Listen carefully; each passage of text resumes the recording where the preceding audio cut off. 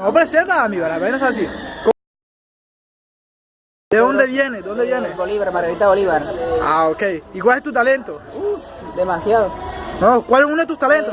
Hacer sonidos animales. ¿Cómo qué sonidos puedes hacer? El gato. ¿Cómo se hace el gato? Lo vas a hacer un poquito más fuerte. ¿Qué otros sonidos sabes hacer? El perro. Puedes hacer varios tipos de perros. Llorando. La pelea de gato con perro.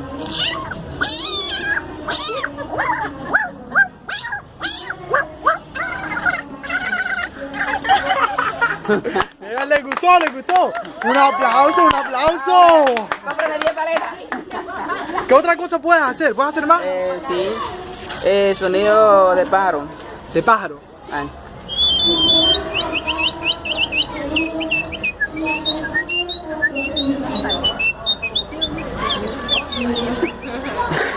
El elefante.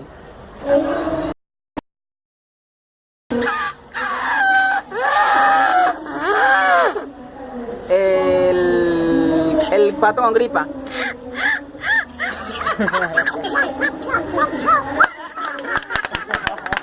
Más fuerte, que se escuche. No sabía.